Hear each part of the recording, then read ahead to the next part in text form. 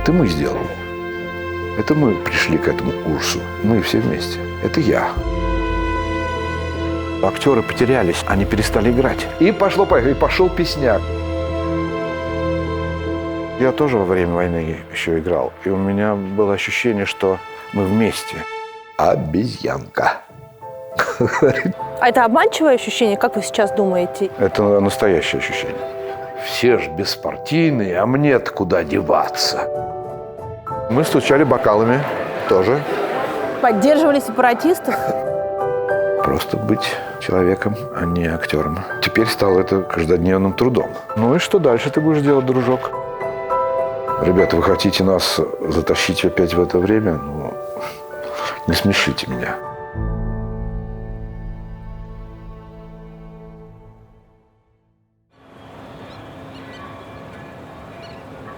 Вы здесь прям сидите каждое утро? Да. Ну что ж, я вам завидую. Да. Ностальгические конфеты. Ваше где место обычно? Где угодно. Курить в кадре можно? Можно. Вот чем прелесть нашего дома. У нас оказался вот такой вот дворик, в который никто не может зайти даже. Это вот этот? Да. Там так гуляют иногда черные кошки. Вот он, этот черный кот, посмотрите, он жирный, как я не знаю кто. Вот. И ощущение, что это пантеры. Сейчас вообще благодатное время. Здесь же вот эта зеленая трава, ее нету летом. Она желтая становится. А сейчас все просто такой ковер. Вот мы молимся на этот садик. Мне кажется, я вообще на этом стуле вот так вот могла бы сидеть всю жизнь. Да, вот это вот место, где можно просить политическое убежище. Я никогда не думал, что я климатозависимый человек. Но вот переехав сюда, я понял, что жить при солнце – это, конечно, счастье. Это вообще дает какие-то силы. Да, это прекрасно. Но это не самое главное в жизни, но тем не менее. А еще? И важны родные, важны любимые, важны. Ну, поскольку я уже в таком возрасте, что уже многое в прошлом, ну, как-то я научился ценить и прошлое тоже. Нас как-то приучили, что мы должны куда-то все время стремиться вперед, думать о будущем. И в какой-то момент я понял, что ну, мы имели счастье и сзади, не только впереди. Так что это вот такая самоценная вещь, которую как-то я так для себя открыл здесь тоже. То есть вы с отъездом для себя все свое прошлое не перечеркиваете? Да нет, а как его можно перечеркнуть? Нет, ну какие-то вещи потерялись, что-то ушло из жизни. Жалко, что это ушло. Потом существует, конечно, привычка такая многолетняя быть на сцене иногда. Ну вот иногда хочется, да. Ну с этим как-то попроще. Тем более, что я, в общем, периодически выхожу.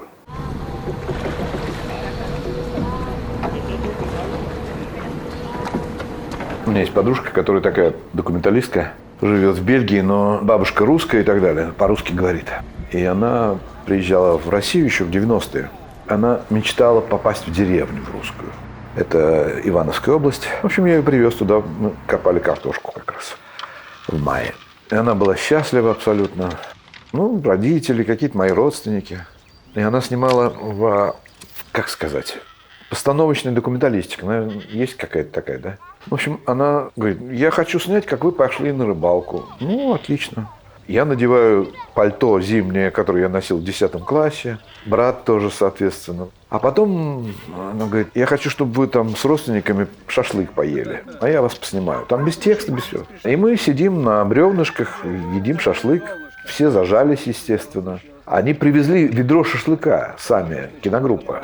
А потом соседский дедок влетел в кирзовых сапогах, в трусах и в майке, практически встал перед камерой и сказал пьяненький, это все неправда, у них не бывает столько шашлыка. Так не может быть.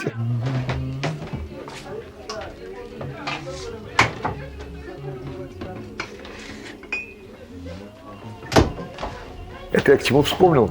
Кто-то должен из операторов влететь в кадр и сказать, это не добрая собачка, она меня укусила.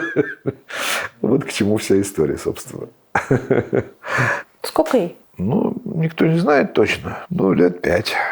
А, так ты молодая еще, Мотя. Да, в общем. Молодая и злая. И никто не понимает, как это происходит. Почему здесь собаки не кусаются, а наши кусаются. Я не знаю, как это связано, как это можно перенести. Один кинолог посоветовал, когда собака злится, то ее надо бесконечно гладить. С Моти это пока не работает, но пытаемся. Мы в процессе, да, Мотя? Моть, мне сейчас придется хлопнуть. Ничего, это... Ты видела, Моть, как это произошло? Мы так интервью начинаем. Александр Васильевич, как вы? Мне казалось, что, оказавшись здесь 2 года назад, получается, уже, Почти. вы были в таком тяжелом состоянии. Конечно. И сейчас иногда это так поступает близко. Как иногда. Каждый день. Конечно, никуда от этого не деться. В покойницкой не репетируешь комедию. Все это время ощущение, что ты не можешь открыться. Это ладно репетировать, а ощущать, а просто быть человеком, а не актером. Это все теперь стало это каким-то каждодневным трудом. Поэтому, я говорю, подкатывает периодически. Но, тем не менее, жизнь идет, и я стал много работать, и это помогает, конечно. Ваш отец прошел войну, да? Он не сразу был призван, но последние 2 года он воевал. А до этого, я так понимаю, что он провел какое-то время в немецкой оккупации в Украине. А что там было? Во-первых, про оккупацию я узнал только в конце его жизни. Он никогда это не рассказывал и не афишировал, не писал в анкетах. Потому что дядя мой когда-то написал это, стремясь быть офицером. Его не приняли ни в какие учебные заведения из-за этого. Они все из Донецкой области. Окраина Донецка. 30-е годы еще там у деда была какая-то мельница или что-то такое. Их выслали в Архангельскую область. И я уж не знаю, каким путем, отец был совсем маленький, но они через какое-то время вернулись пешком. Еще они хватанули Голодомор. У него, как яркие картинки, такие вспышки. Его подсаживали на плечи толпы, и он по головам шел, по плечам к началу очереди в магазин за хлебом. А потом, случилась эвакуация у отца с его мамой. Они оказались в Чеченской республике на тот момент, в Грозном. Эвакуация уже после оккупации фашистской? Да. Я уж не знаю, кто и когда там кого освободил. Я уже, так сказать... Я говорю, очень скупые рассказы на эту тему были в семье. Сначала боялись повредить собственной биографии и карьере, а потом нашей с братом. Нас оберегали таким образом. И в результате одним из первых военных заданий это было участие в этой операции «Чечевица», выселение чеченского народа. И я спрашивал, а ты понимал вообще, что происходит? Он говорит, нет, конечно, нам никто ничего не сказал. Мы стояли около путей, кого-то высылают или кто-то переезжает. Просто 18-летние мальчишки стояли в оцеплении. Никто ничего не понимал, конечно же. Хотя это тоже на нашей совести, на совести нашей истории. Потом он попал на фронт оттуда? Потом он пошел, Второй Белорусский фронт. Они освобождали Литву, освобождали и оккупировали же. Все одновременно происходило. Так что он, в общем, ему повезло. У него были какие-то контузии и какие-то воспоминания о войне тоже были. Я тоже задавал мальчишка еще вопросы эти. А что самое страшное на войне? А что самое непривычное, неудобное? Как ни странно, он сказал, что самое страшное – это отсутствие сна. Он рассказывал, что когда были большие переходы, то мы вставали втроем, и 2 вели среднего, и средний спал и шел. Даже до такой степени. И еще более всякие страшные картины, когда внезапно был привезен обед, а на опушке зимней негде было сесть, присесть. Они сидели на трупах иногда. И еще одна картинка, в воспоминания врезалась, что его друг погиб 10 мая 1945 года.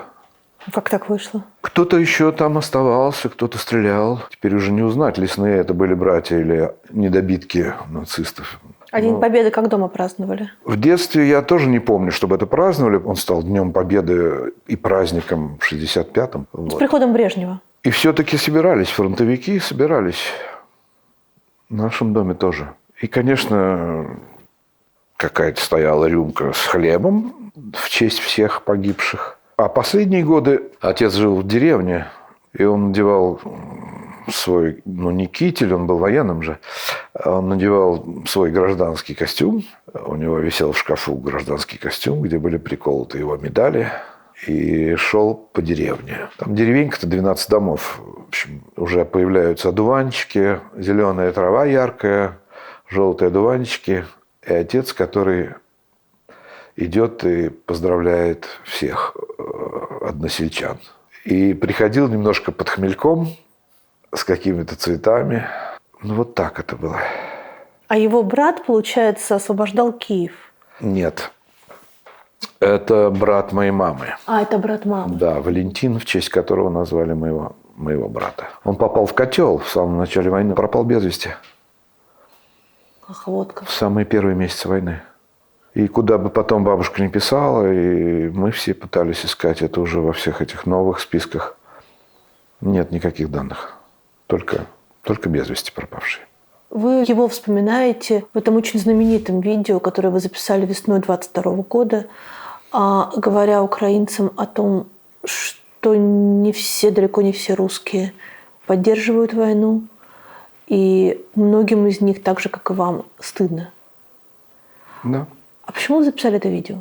Вы в тот момент работаете в Москве в театрах, вы заняты во многих постановках, вы уже, скорее всего, понимаете, чем это может обернуться. И вы, скорее всего, понимаете, что ваши слова ничего не изменят. Кать, естественно, я все это понимал. Мы, конечно же, подписали всякие письма в начале, как теперь модно говорить, полномасштабного вторжения, да? И никакого ответа, и никакой реакции, естественно, тоже не было. И мы много таких писем подписывали за свою жизнь. И тоже никакой реакции не было. И прошло какое-то время, и как-то все затихло. И никаких писем, и все закрылось. Мы не могли смотреть и слушать никакую противоположную, по мнению, информацию. И я все время видел, как к нам обращаются мои коллеги украинские с вопросом: а почему же вы молчите? Если вы молчите, значит, вы за. И это во мне так бурлило. Это был такой страшный месяц. Вот ты всегда связана с каким-то таким моментом, как будто бы хайпа. И ты сам себя стесняешься. И ты придумываешь этот текст внутренне, не собираясь ничего делать. Ты собираешься это сказать кому и как это сформулировать. Это был такой многочасовой, многодневный диалог с самим собой. И в какое-то утро я просто там где-то был в саду, что-то убирал после зимы. В апреле. Я достал телефон и сделал это. Ни с кем не советуюсь? Ни с кем. Когда я это записал, я не знаю, обращаясь к своим коллегам в Украине, это же не было таким лозунгом или протестом. Я никогда не считал себя и не чувствовал человеком оппозиционным. То есть чувствовал, но не занимался этим, не посвящал этому жизнь. Делал просто свое дело. Короче говоря, я отправил это своим киевским коллегам. И они все как один сказали: не надо это публиковать. Но я настоял на том, чтобы это было сделано. Мне кажется, хоть какую-то каплю веры или, не знаю, чего, сочувствия они получили. Они потом, конечно, благодарили меня. Требовали убрать видео? Нет.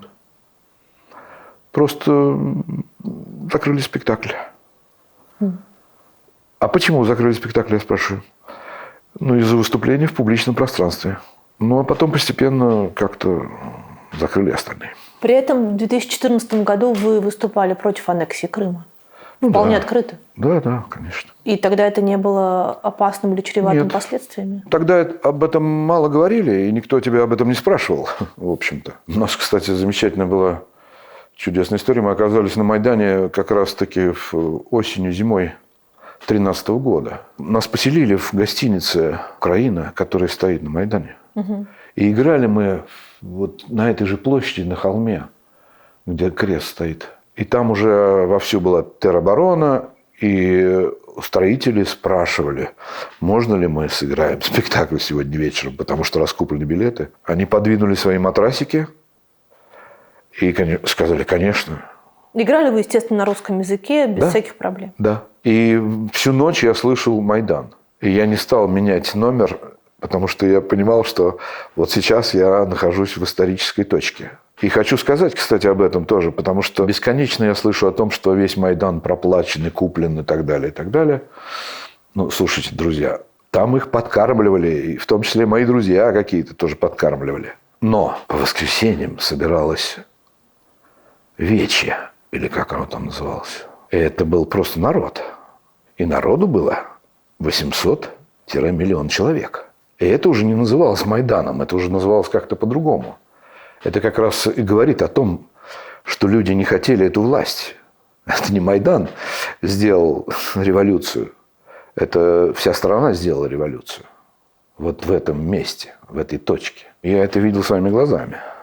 Отец ваш смотрел фильмы о войне? Да, конечно, смотрел. Он, к сожалению, не посмотрел фильмы Германа. Это тоже такая самозащита была. То есть в какой-то момент, по прошествии десятилетий, они, как и многие сейчас, не хотели видеть правду на экране. А вот наше поколение следующее уже хотели.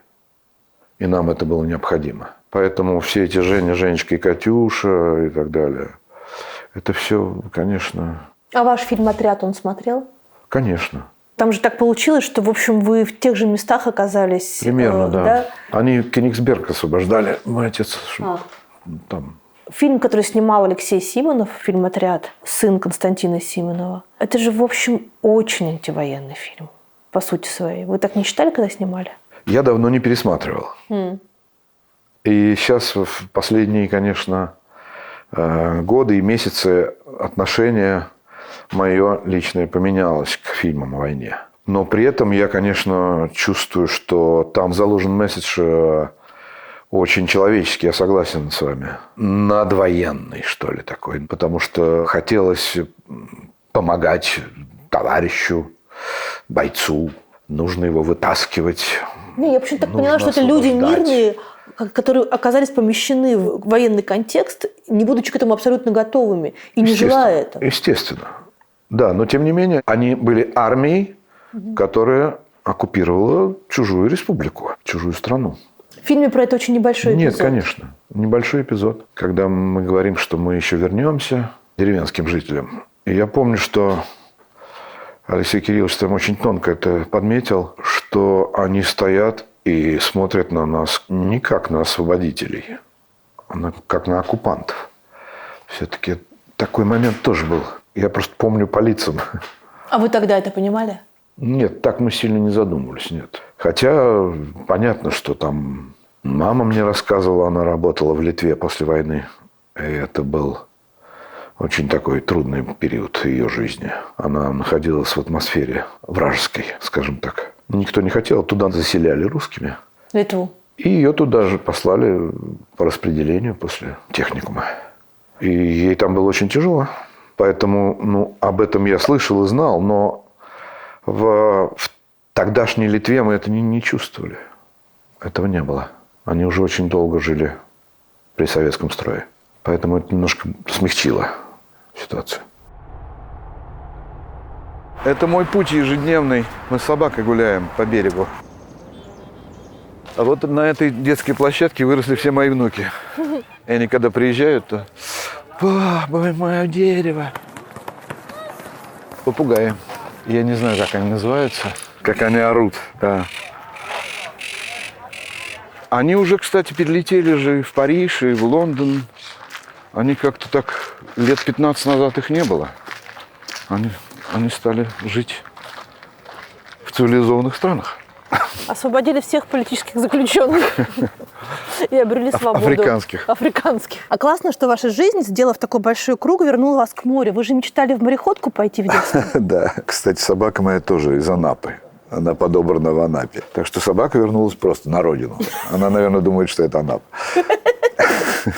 Нет, в мореходку я по другим причинам хотел пойти. А по каким? Потому что я хотел посмотреть мир. И потом в какой-то момент Я снимался в Крыму где-то в 2005 году. И у нас был администратор, взрослый мужчина. Молодой человек, можно так, между этими возрастами. Оказалось, что он был помощником капитана в торговом флоте. То, на что я собирался учиться. И я в него впился и стал спрашивать, как же ты бросил, как же ты мог покинуть море? А он говорит, как-то мне скучновато. Я говорю, хорошо, но другие страны, это же все. Он говорит, ты идешь 4 месяца, 6 месяцев до какой-то страны, у тебя пейзаж не меняется, и потом дальше ты оказываешься на рейде какого-то порта, и ты можешь стоять 2-3 месяца в ожидании разгрузки. Есть такие профессии, которые разделяются на столяр и краснодеревщика. Вот это краснодеревщиков работа. Это надо иметь какое-то терпение, какой-то другой эмоциональный внутренний мир. В общем, я понял, что я бы тоже не выдержал, конечно, этого. Да. Но у меня случилось счастье, я вот с этой профессией, в общем, объездил весь мир. Так что у меня совпало все. Не знаю, хотела бы ли я быть мореходом. Но мне кажется, что я могла бы смотреть на море и по 2, и по 4 месяца. Даже вот если пейзаж не менялся. С детьми недавно ехали в долгое путешествие и слушали «Старик и море». И они совершенно завороженно слушали. А в конце мне старший сын говорит, слушай, мам, я, говорит, понял, что такое гениальность. Я говорю, и что же? Говорит, вообще мы сейчас 3 часа слушали, как один мужик рыбу не может поймать. И мы не могли оторваться. Да. Это отдельная тоже, кстати говоря, тоже тема отдельная. Я этим занимаюсь, я записываю аудиокниги. Можем посмотреть мою каморку, я в шкафу записываю это. Это такая, как сказал мой друг, каморка Башмачкина. Это архитектура Анучкина. Так. Все шторы, да? И вот эту штуку я закрываю. Но для вас я открою ее. Вот смотрите, друзья, куда надо заглядывать. Так, вот это файлообменник, на который все записывается. Это микрофон. А это одеяло и пледы. Я еще ставлю здесь матрас. Вот, а теперь я туда залезаю. А я должна вас подпереть вот этой штукой? Я все сделаю. По четвергам старик приходит, учтивый от часовщика, и в доме все часы заводит неторопливая рука. Он на свои украдкой взглянет и переставит на стенных. На стуле молча ждать он станет, чтоб вышел полностью из них весь полдень. И благополучно, закончив свой приятный труд, на место ставит стул беззвучно. И чуть ворча часы идут. Вот так. А вам нравится записывать? Очень, да. Это очень творческая работа оказалась. Недавно я записывал книгу такого автора Урюпина. Это такой спорт, можно сказать. Я такого вообще жанра даже не встречал. Это религиозная фантастика. Герой попадает в Аид, на тот свет. И он встречается там и с Лениным, и со Сталиным, и с Гитлером, и разговаривает с ними. Но все это через призму религиозности и поисков рукописи апокалипсиса. Вот это очень сложно. Я вот сказал спорт и вспомнил, что мы так с этого и начинали, свою театральную деятельность. Мы брали пьесы, которые непредставимо, как их ставить вообще. В ожидании Годо тогда не было никаких. Это когда вы на курсе Ефремова учились? Позже уже, да. Потом мы сделали «Эмигранты» сами, вот, Мрожика. Потом мы сделали с Олегом Меньшиковым «Н» Парнижинского. Башмачкина мы сделали. Это все тоже, это все спорт. Когда вы говорите спорт, что вы имеете в виду? Я имею в виду, что ты не подперт никакими традициями, ты не знаешь, как это ставилось, ты никогда этого не видел. Ты первый раз столкнулся с этим материалом. Но, тем не менее, как-то вот хотелось, не знаю что, но не так. А что самое любимое? И вот что из того, где вы действительно можете по-актерски донести материал? Это такое, замечательное, странное явление, которое мы никак не недооцениваем. Была пандемия, и умер мой дружок Володя Шаров, такой писатель. И мне захотелось смертельно записать его книгу, которую я очень люблю, «Репетиции». Классная книга. Да, замечательная. В общем, я как-то так по собственной инициативе обратился в издательство, и они согласились. Я говорю, а у вас только что вышло 2-е или 3-е издание уже. Это не помешает? Нет, это совершенно разные аудитории, как выяснилось. Так какой книгой, записанной вами, вы гордитесь? Гордитесь. Да. Пожалуй, что, мне кажется, что-то там получилось. Это Юзефович «Зимняя дорога». Она сложная. Очень сложно. Она повествовательная, исторически художественная книга. И продержать вот всю линию повествования в течение, так сказать, долгого времени, это такая отдельная трудная работа. Как это происходит? Если она попадает, то ты что-то такое держишь к финалу. Ну и потом там такие персонажи, и все это отзывается на нашем времени. А сейчас в связи с запретом на профессию у вас в России заказы на аудиокниги все равно еще поступают? Периодически, да. Но кто-то попросил взять псевдоним. А, то есть имеется в виду, что голос ваш не узнают? Ну, я не знаю, как там это происходит. Я, кстати, спокойно к этому отношусь. И мы как-то в юности еще об этом говорили с моим другом. И пришли к выводу, что мы против программок, фамилий, титров. Мы как раз вот за то, чтобы просто произведение послушать или посмотреть. И как-то до сих пор во мне это существует. Правда, неважно. Как-то, значит, надо узнать по голосу или по псевдониму, неважно. Но не обязательно это иметь эту фамилию собственную. Как-то можно растворяться в этом мире. А это как? Но есть же прекрасные чтецы, которых слышишь больше, чем автора. А, то есть это актерское такое, наоборот. Ну да. Ну, тут есть пригорки, ручейки какие-то. Мы все грешим тем, что мы разыгрываем персонажей, мы их окрашиваем.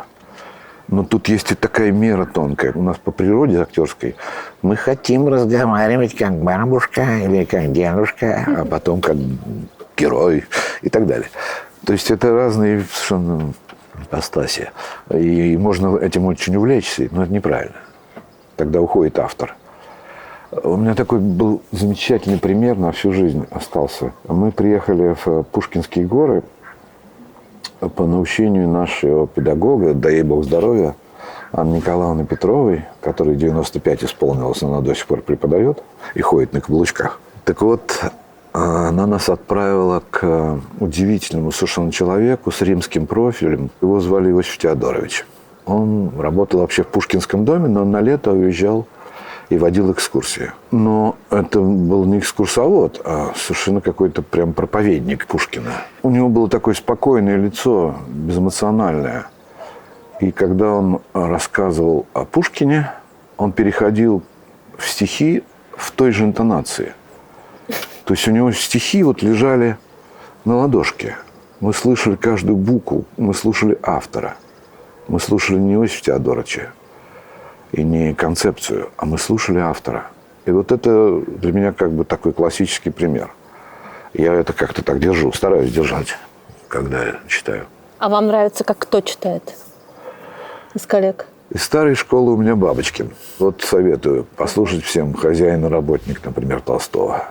Ну, просто невозможно оторваться. Очень хорошо читал мой учитель Андрей Васильевич Мягков. Пляд потрясающе читал. Да. Ну, Ильинского я слушал вживую очень много, еще начиная с детства. Сейчас потрясающе читает Саша Клюквин. Мне было сложно слушать Михаила Михайловича Казакова, потому что я с ним был очень хорошо знаком. И его вот эта позиция над автором, она мне мешала иногда. Но в прозе, там, не знаю, «Пиковая дама», он все-таки растворялся. Вот на большом пространстве он растворялся. Он не был над Бродским, он не был над Пушкиным. Так что вот есть какие-то любимцы и кумиры. Такой маленький-маленький шкаф, да? Это вот явно, что человек берет с собой все то, что ему... Ну, что-то взялось, а что-то привозится. Ой, вот это ваш отец? Да, мама и папа. А это кто такие веселые? Это вот мама и сестра, тетя Вера, моя любимейшая. Когда смотришь на шкафы людей, которые сначала думали, что они в релокации, потом поняли, что они в эмиграции, ты понимаешь, какие книжки человек взял бы с собой во время пожара, вот выбегая из дома. Но если бы вам предстояло уехать на необитаемый остров, какие книги и какие фильмы вы бы с собой захватили, чтобы не потерять себя? «Войну и мир», книгу. Потому что перечитывать можно бесконечно, и в разный возраст это попадает по-разному. Как замечательно сказал мой один коллега, говорит, ну ты же 5-й раз перечитываешь и думаешь, что все-таки, может быть, княжна Мария согласится выйти замуж за Долгого. Вот это, наверное, да, пожалуй. Хотя вот когда это была большая дилемма, когда мы уезжали, она так стояла где-то особняком, этот вопрос, какие взять книжки. Ну, я взял книжки, которые я не прочел, потому что любимые можно как-то прочесть на iPad или тебе могут привезти в конце концов. Я бы что-то из поэзии тоже взял, чтобы это как-то существовало. Ну, в общем, такая непроходящая классика. Мандельштам, Пастернак, обязательно Цветаеву. А кино? Ну, я люблю Тарковского. Ничего тут нового нету. И для меня это такая история еще эмоциональная. Когда мы только начали смотреть его, я помню, что сначала мы смотрели Андрей Рублев, и ты оказываешься, не просто смотришь фильм, а оказываешься в той эпохе, так, без привлечения, да? Потому что это ощущение документальности все равно присутствовало тогда. А потом я помню, что в кинотеатре Таганский мы смотрели «Зеркало». И, наверное, 90% зала стало уходить. Я смотрел этот фильм под топот ног. Да. То же самое, кстати, произошло с Германом, с последним фильмом его «Трудно быть Богом». Тоже уходили. Причем такие были люди киношные. А почему люди уходят? Почему не приходят, если они потом уходят? Потому что у Тарковского возник совершенно новый язык, к которому люди были не готовы. Ну, так же, как, наверное, и я тоже не дорос. Я посмотрел весь фильм Германа. Я его тоже боготворю, как все мы. Но мне показалось, что он опоздал чуть-чуть. Вот как-то так. Трудно быть Богом. Да. Ну, он так долго снимал, что не успел доделать даже. А для вас есть разница между Тарковским, который еще не уехал, и Тарковским, который делал фильмы в эмиграции? Да нет, это как-то перетекло органичным способом каким-то внутренним. Я четко помню, что на летних съемках, 84-й, наверное, это год был, пришло объявление по вражеским голосам о том, что Тарковский остался в Италии. И это была такая, помню, травма. И с еще большим вниманием, с еще новым интересом мы смотрели его картины, которые уже выходили после его отъезда. А вы помните, какие были разговоры? Что люди говорили о том, что он остался? Было такое же презрение, как сейчас, в сторону уехавших? Или по-другому? Нет, конечно, нет. Было абсолютно единодушное мнение. Довели. Правильно сделал. Вот что говорили. Вообще слова «предателей» не было. Это было смешное слово. Ну, то есть было, конечно, но в каком-то другом языке кто-то пользовался такой лексикой, когда из партийного начальства или... Не было такого разделения. А думаете, сейчас откуда все это берется? Кать, тут очень больной и сложный вопрос. У того же Толстого он задается вопросом, так почему же все-таки Франция напала на Россию? Тому есть несколько причин. Идет объяснение на 200 страницах. Но вот ровно то же самое. Можно об этом говорить бесконечно. И почему это случилось? Не знаю. Аргументация же у всех разная. И все по-разному подготовились к этому моменту или не подготовились к началу войны, к полномасштабному вторжению.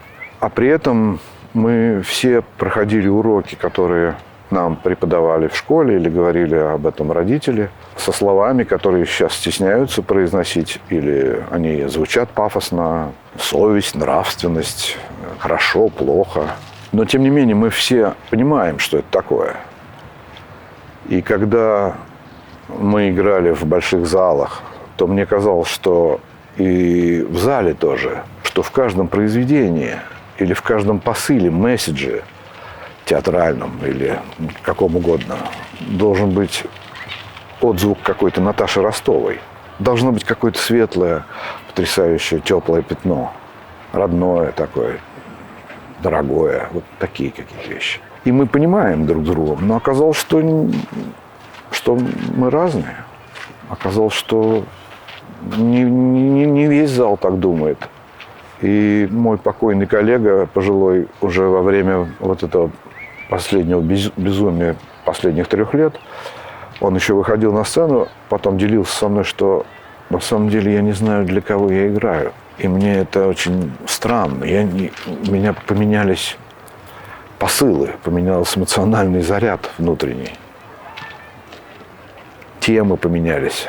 Хотя вот я тоже во время войны еще играл. И у меня было ощущение, что мы вместе. Как-то люди каким-то образом давали нам понять в этих паузах, в этих дырках и на аплодисментах. И я чувствовал, что ощущение вот этого нужности себя и мы им, а они нам, это вот необходимость какая-то.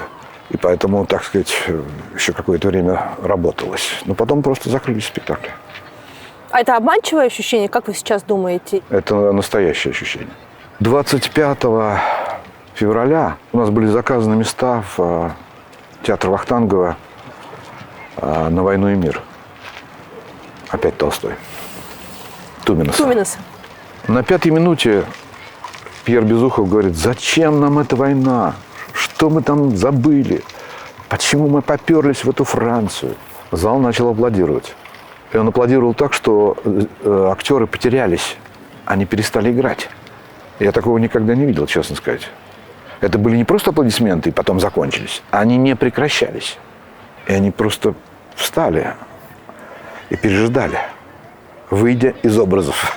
И в этот день уезжал Туминас. То есть он написал заявление о том, что он уходит. И он вышел на сцену. Актеры заплакали. Ползала заплакали. Это было абсолютное единение. Я не знаю, как сейчас, но это было очень такое сильное эмоциональное впечатление. Как вы думаете, литература, театр, кино может изменить человека? Как выяснилось, нет. Даже проходя в школе одни и те же книжки и читая потом одни и те же книжки, по-разному воспринимаешь действительность. Как сказал любимый Генис, мы проиграли эту войну, эту битву, мы ее проиграли. Ничего не осталось в душах.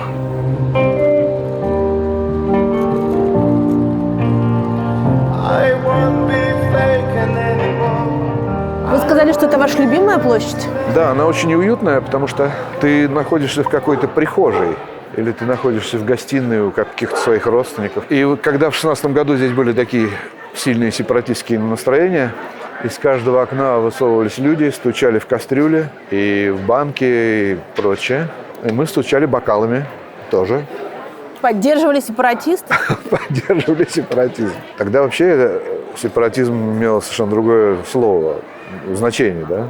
Так же, как сепаратист и сепаратизм – это разные вещи. Так же, как последние годы я заметил, либерализм и либерал – это тоже, при том, что одно из другого вытекает, но значение совершенно поменялось. Круг вашего общения сейчас – это больше люди из Украины или больше люди из России? Из России, конечно, больше. Ну и мой друг, мои друзья живут в Украине тоже. И живут в Киеве. Я, в общем, сводки-то эти получаю каждодневно. Вы в самом начале войны, большой войны, сказали, что стыдно вам быть русским. Вы сейчас так же думаете? Это очень, конечно, экзальтированная формулировка. Но, в общем-то, конечно, вот эта вечная история и вечный вопрос. Это мы или это я? Это я или это они сделали это? Ну, как-то вот со временем это совершенно рассосалось. Потому что, ну, конечно, это мы. И, конечно, это я. Это все стало одно и то же. Это мы сделали. Это мы пришли к этому ужасу. Мы все вместе. Это я. В чем вы свою вину видите? А в том, что я отмахивался от какого-то мнения иногда и говорил себе внутренне: ну, я с этим дураком разговаривать не буду. Или я не хочу разговаривать на эти темы у человека, у которого недостаточно информации. И внутренне себя оправдывал тем, что, ну, понятно, что у него недостаточно информации. Потому что он ленится и не умеет освоить компьютер, не посмотреть, что происходит еще, кроме того, что ему говорят по телевизору. И это был такой внутренний протест и отгорожение от этой темы. Ну, значит, надо что-то было еще предпринимать. Сейчас задним числом думаете, что можно было бы что-то изменить? Не знаю, Кать. Тут вопрос в пути. Да? То есть мы идем по этому пути или мы не идем? Ну, мы могли пойти этим путем. А мы его отрезали или перекопали, я не знаю, какой глагол применить. Мы отказались от этого пути. Мы просто шли параллельным путем или другим путем. В сослагательном наклонении очень трудно говорить, но тем не менее. Тут нет такой жесткой границы. Если я скажу, что мы каждый день находимся на фронте, то это будет глупый дурацкий пафос. Но, тем не менее, мы каждый день с этим сталкивались или сталкиваемся. Мы все время слышим оголтелые, ужасные тексты. Поэтому мера ответственности, она не имеет границы. И вот то, что я рассказываю про Украину и про то, что я слышу, что происходит сейчас в Украине, какие-то мои родственники или коллеги скажут, что вы все врете опять. Пресловутое вы все врете. Поэтому, вот где она, эта мера? Она каждый день. Это плавающее понятие. Это стало каждодневным нашей мукой, нашим крестом, нашим, как угодно это называть можно. И это не будет преувеличением. Устали вы от этих мыслей, этого бесконечного внутреннего разговора с собой? Кто-то сказал цинично: я не могу бороться за свободу страны больше 2 часов в день. С одной стороны, организм твой не может бесконечно пребывать в этом отчаянии.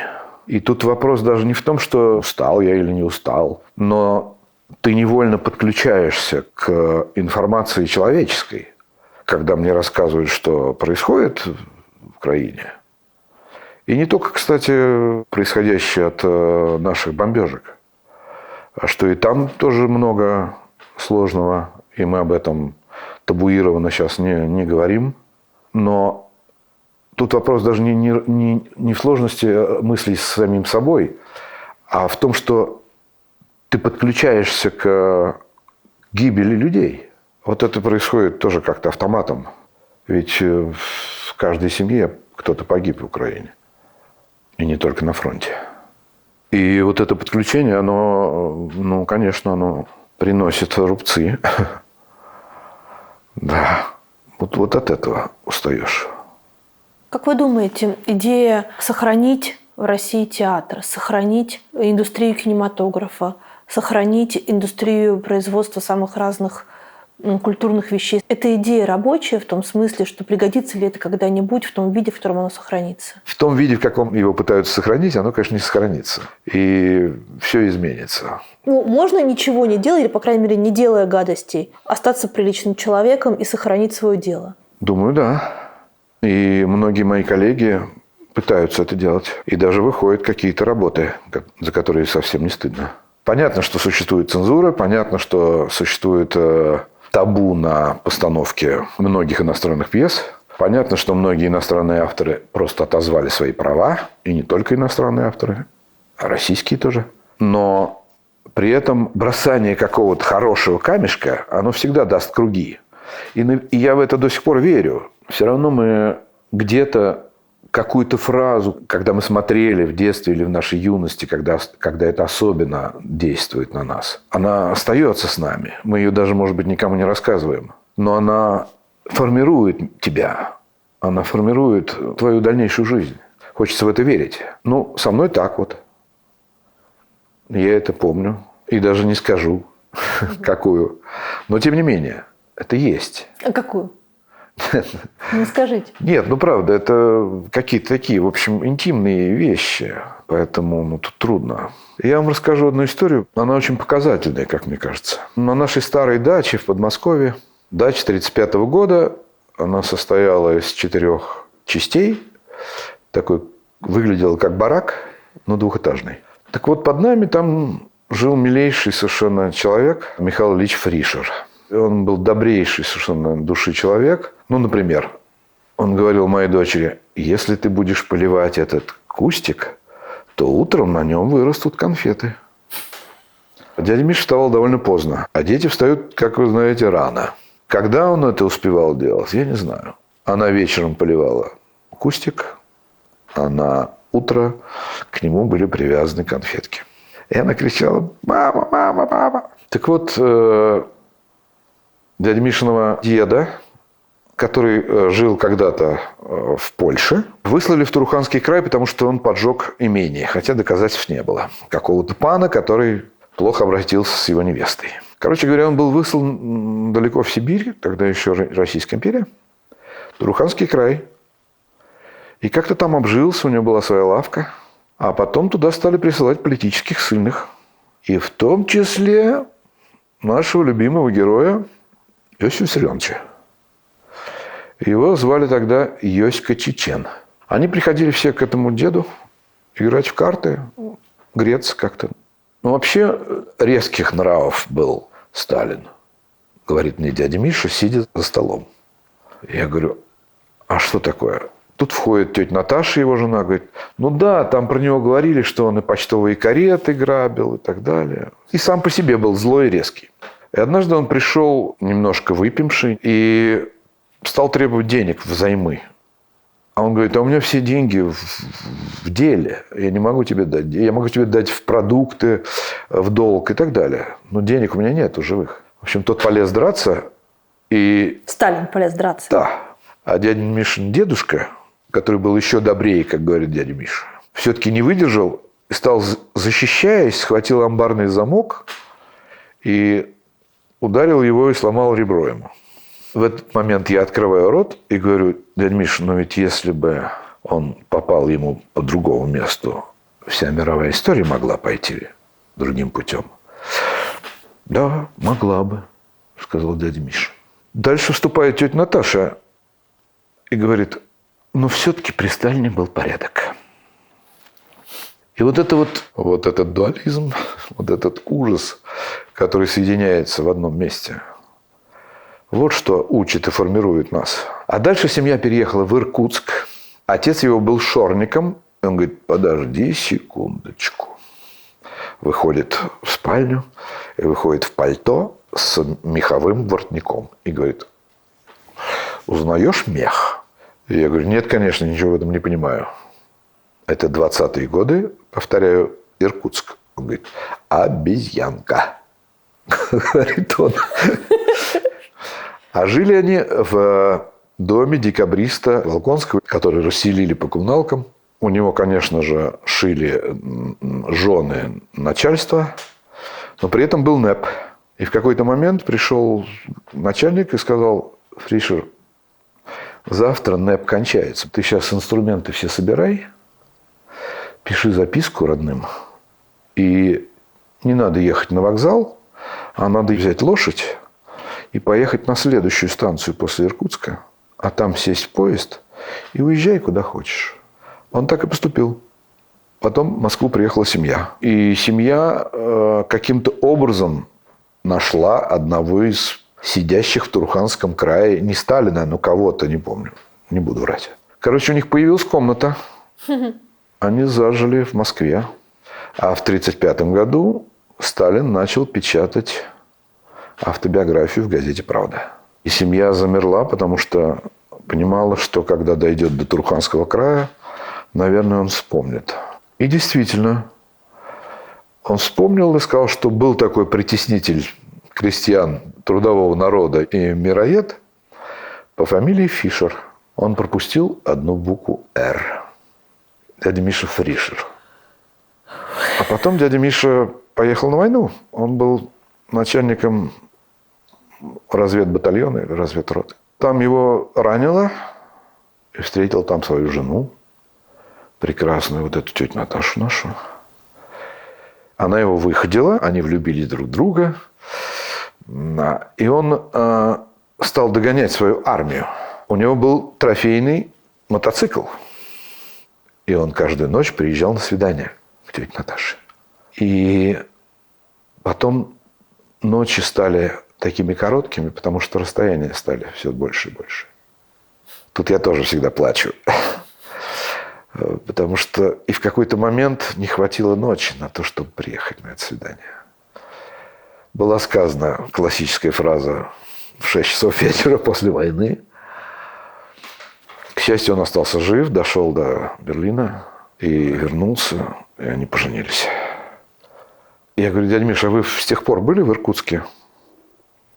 Да, я ездил в 60-е годы в Иркутск. И даже зашел в дом, где мы жили. Это стало уже музеем декабристов.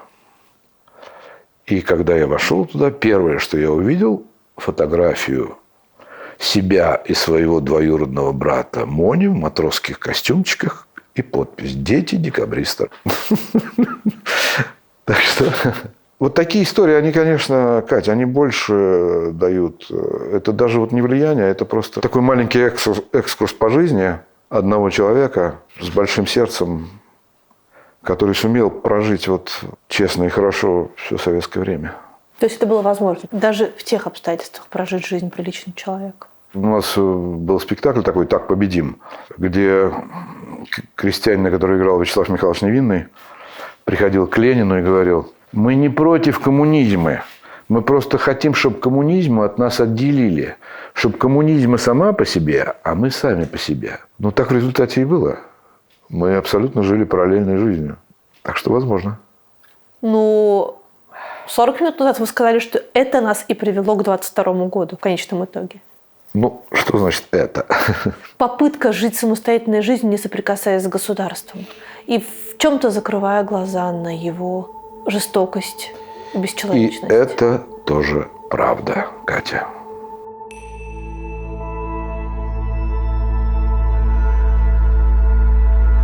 Какой вертеп? Вертепчик, да. Это вот, собственно, вот Сережа. Как так можно делать? Причем бесконечно, как Сальвадор Дали, по 12-13 часов в день. Это вот он книги делает вот такие. Это же все с ума сойти. Как. Такое самодельное, как он говорит, мусорное искусство. Я видел сон, как бы оканчивал из ночи в утро перелет. Мой легкий сон крылом покачивал, как реактивный самолет. Он карты. Ну да, тут такая подборка. Причем она очень хорошая. Тут Левитанский и Хармс. Он вообще занимается в основном-то абериутами. Можно взять? Да, конечно. Класс. А в этом такая прям хрупкость. А вот это «Ангелы Беланова» называется. Это наши жены с нашими собаками. Я сейчас здесь один, у меня уехала жена. Ну мы же к нему зайдем, он знает, что мы к нему зайдем? Сережа? Привет. Сереж, значит, ну, все-таки мы зайдем к тебе, дорогой. Ну, это где-то там через часок, наверное. Небольшая группа, 3 человека и я. Ладно? Да, да никаким, не надо ничего готовить.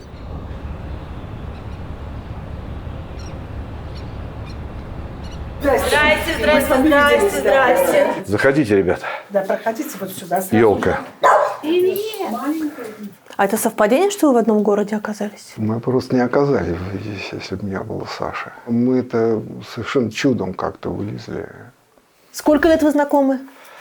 Ну, мы запутались, но лет 40-30. Мы сделали спектакль «Башмачкин», режиссером которого был Игорь Златоийский. Вся декорация была из крафта. Собственно, Сережа не предал эту материю и продолжает из крафта творить. А это все, что вы сделали здесь, или вы с собой что-то привезли? Нет, с собой мы ничего не могли, кроме... Инструмент. Да даже инструмент, я взял только ножичек один, и все. Если бы можно было, я взял бы афуртный станок в первую очередь. Но он 26 килограмм, без талера. Так что это нереальные все какие-то. А крафтовая бумага – это то, во что оборачивают… Ну, я тут посылки. Да. Вот крафт. Но тут есть всякая разница. Вот эта вот колбасная бумага, в чем конфеты заворачивают. Вот она, колбасная бумага, так называемая. Ее очень любят художники. Из нее можно делать такую как бы живую абсолютно структуру. Это просто проклеенная бумага. А вообще это Даниил Хармс, Сереж? Что Да, это случаи, цикл рассказов, вот этот случаи. И каждая книга получается в единственном экземпляре. Ну, не каждый. Вот афуртный станок позволяет мне делать малотиражные авторские книжки. Даже 21 экземпляр можно.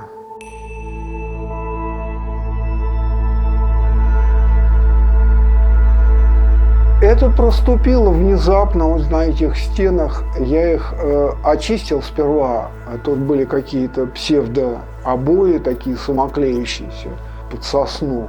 И проступило вот это изображение. Это явление Велимира Хлебникова через 5 лет после своей смерти на философское чаепитие чинарей пятничное. И он произнес очень странный текст. Он сказал, что я говорю вам некое число, дату. Эта дата, вот она написана. Она вышла из... 19 февраля 1918 года. Да, и вот 3 в 9 степени плюс 3 в 9 степени равняется 30 октября 2025 года.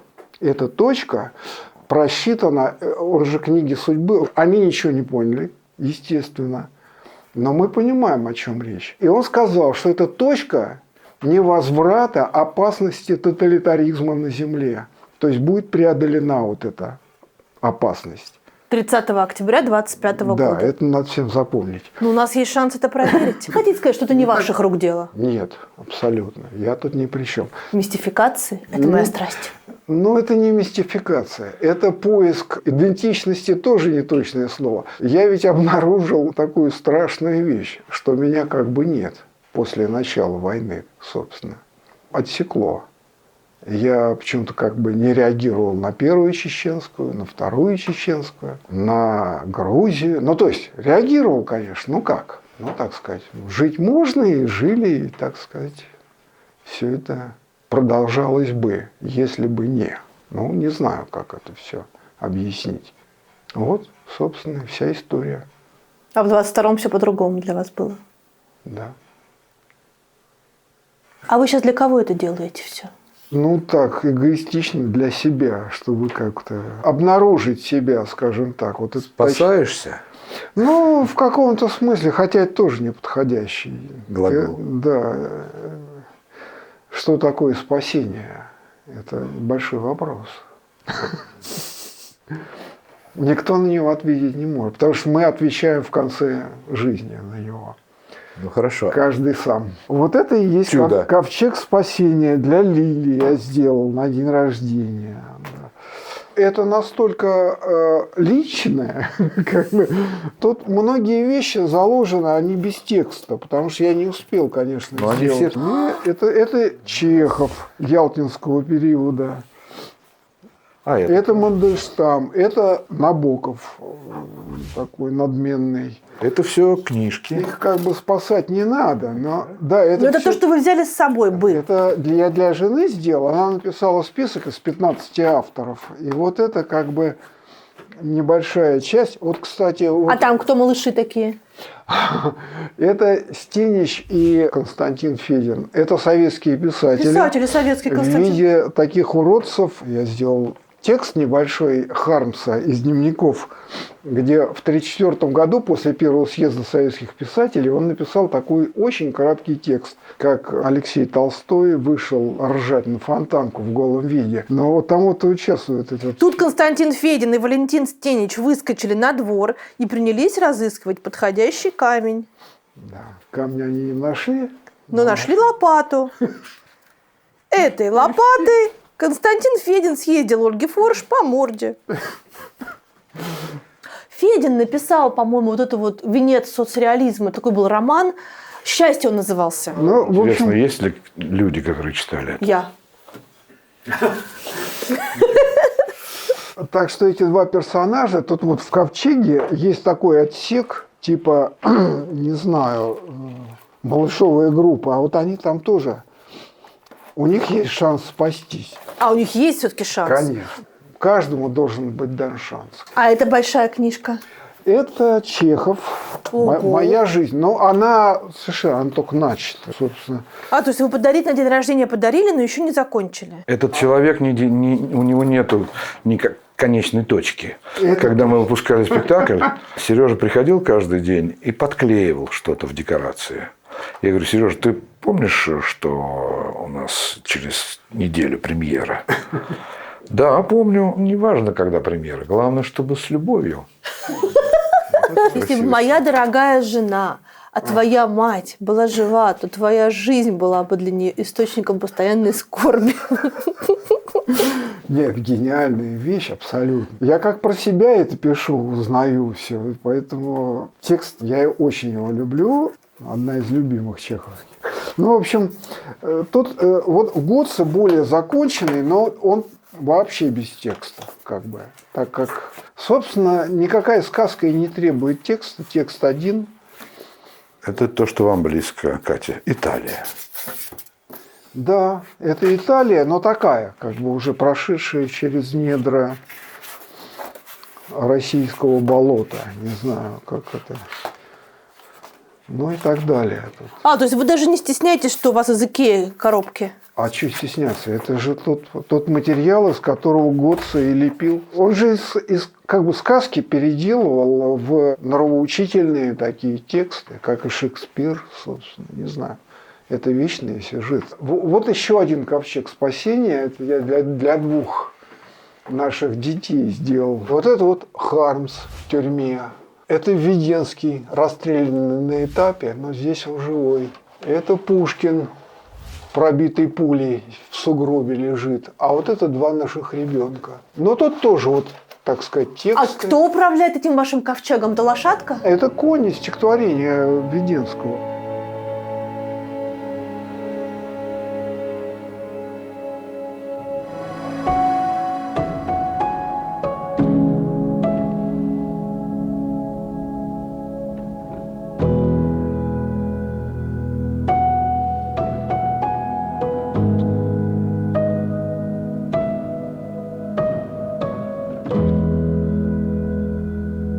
Совершенно утопическая идея. Я хочу сделать шествие от Рамблы Вилановой до Невского проспекта из этих фигур. Но это, конечно, абсолютная утопия. А это вот чемоданчик Шаламова.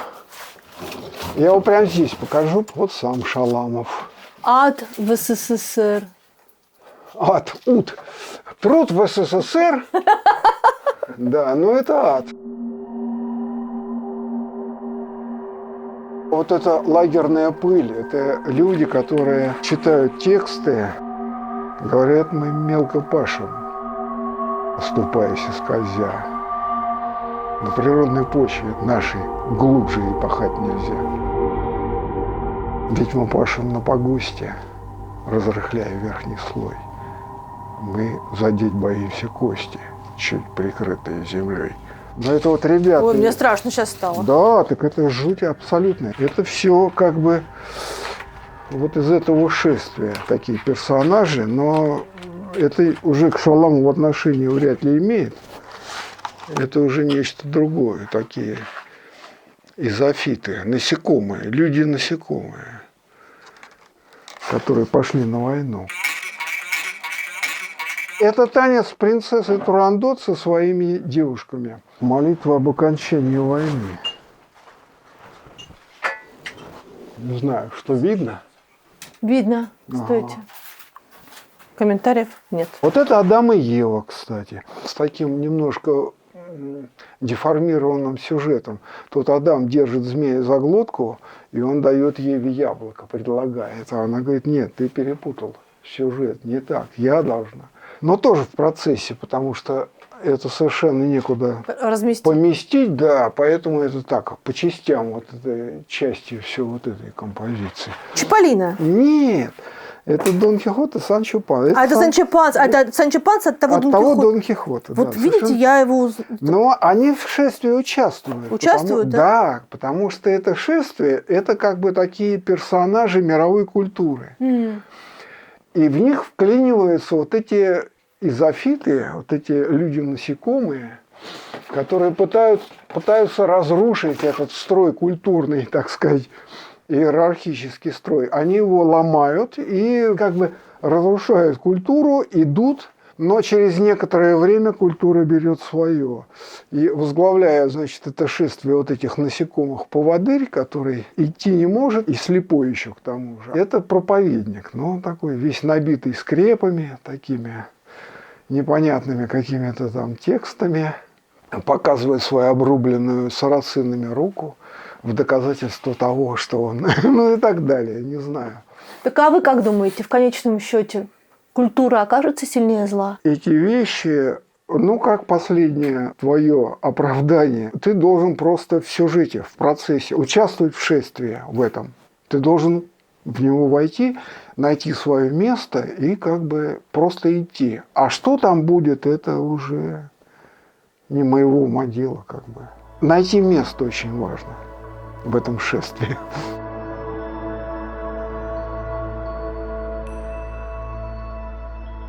А это вот площадь Маяковского.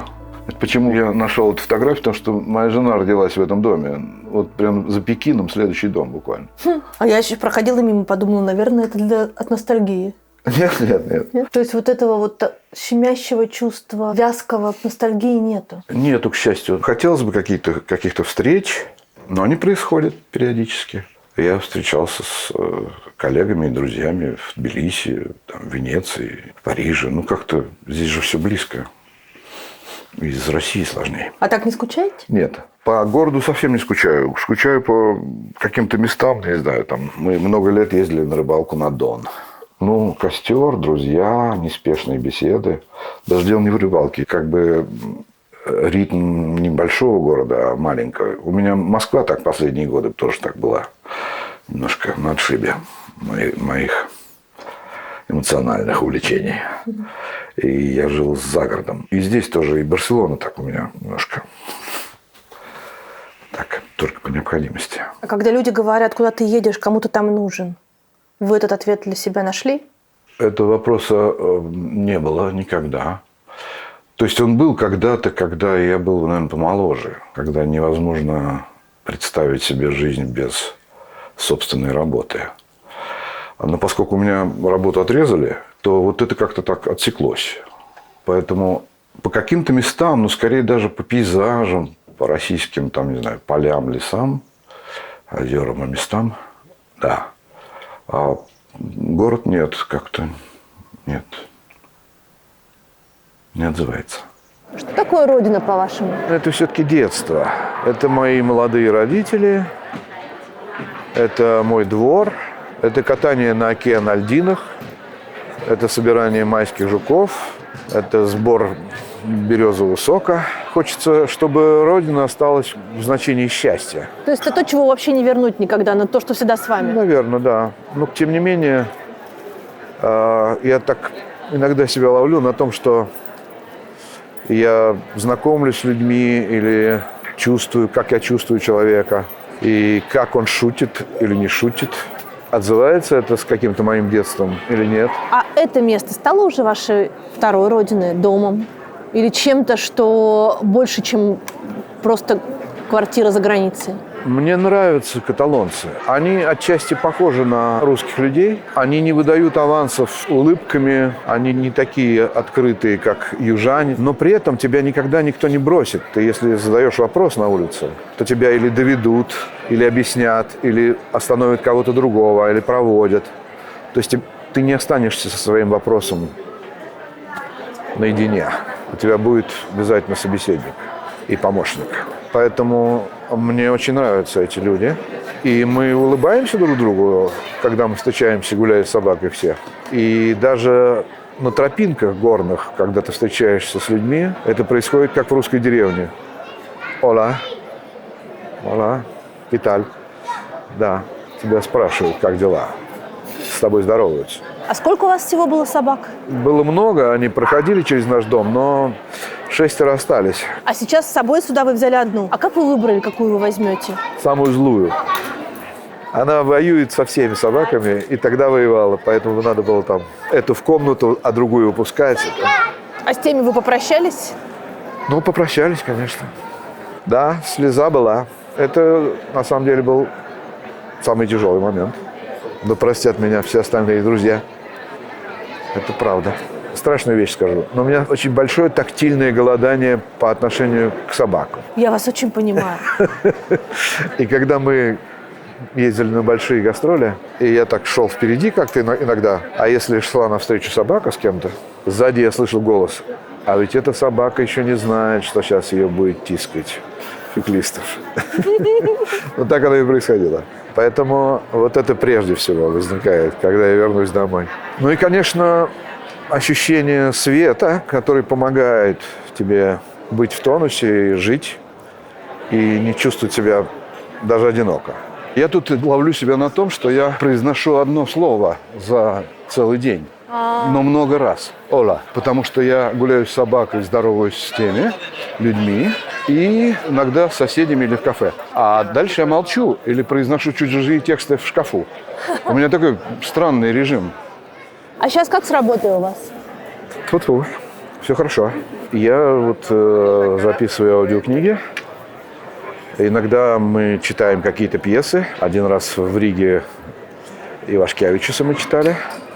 И недавно вот мы читали Шендеровича в Риге и в Таллине. Ну вот собираюсь репетировать спектакль, выпускать. Вот скоро начну. Это с Ахиджаковой?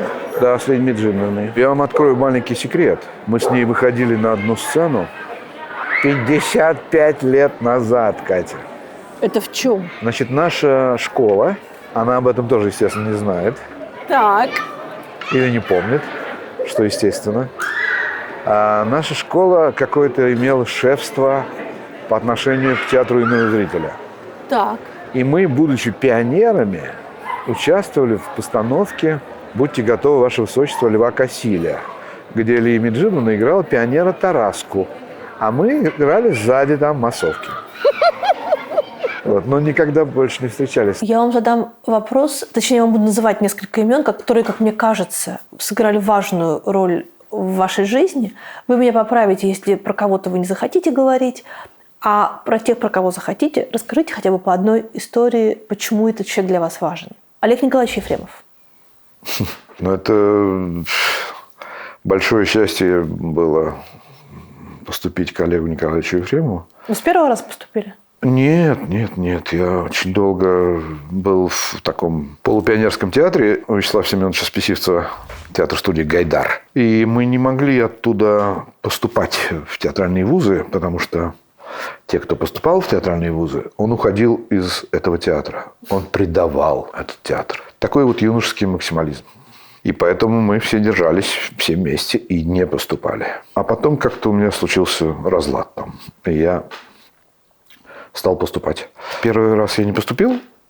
Гончаров сказал: а куда ж тебе в 21 год? Кого ж ты будешь играть, когда ты закончишь? В 25 ты уже будешь старый человек.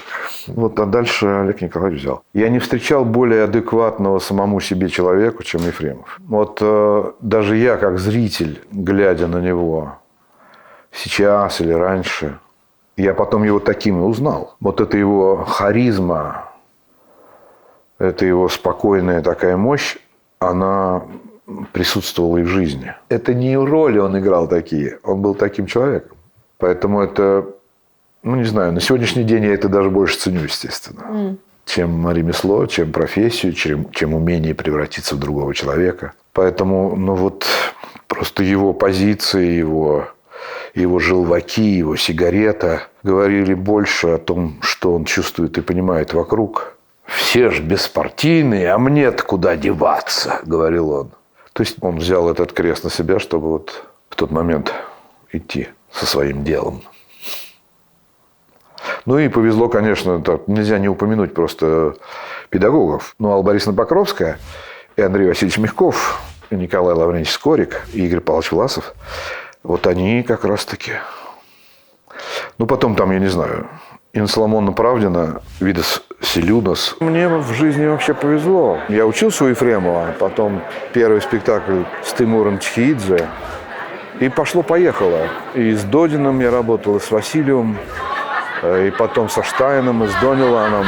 Я многое подхватил по дороге. Это как раз, понятно, такая банальная вещь, но в нашей профессии, которая оставляет круги, пока мы живы только, учиться надо и необходимо. А это можно подхватить только с хорошим режиссером, с хорошей пьесой. Почему, где бы вы ни работали, вы в конечном итоге оттуда уходили? Театр «Человек», и МХАТ, и еще раз МХАТ.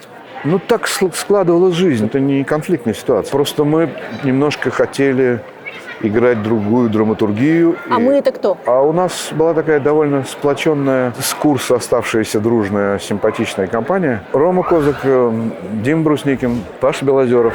Мы начали сами делать какие-то спектакли и влились в театральную студию «Человек», который еще с своей юности был козак. Мы сыграли «Эмигранты», и «В ожидании Годо», и все остальное.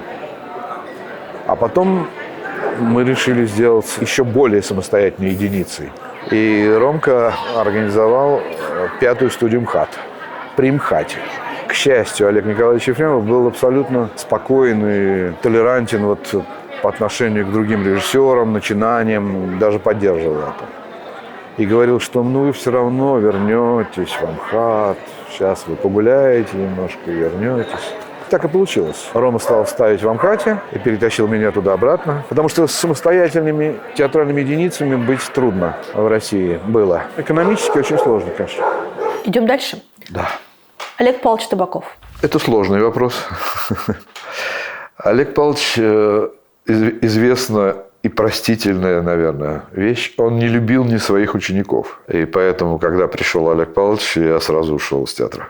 Ах, вот в чем Ну, была как-то история. так, да. Потому что он, конечно же, привел своих учеников. И толкаться среди большого количества хороших актеров. Но он нам, когда как-то предлагал слиться с вот ефремовским каким-то компанией, с его компанией, но мы посчитали, что это будет предательство по отношению к Олегу Николаевичу Ефремову. И не пошли.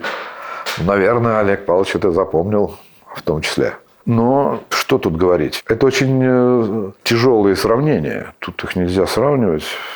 Потому что один занимался театром как бизнесом, Олег Павлович, я имею в виду. И у него это очень хорошо получалось. И тут нельзя бросить камень.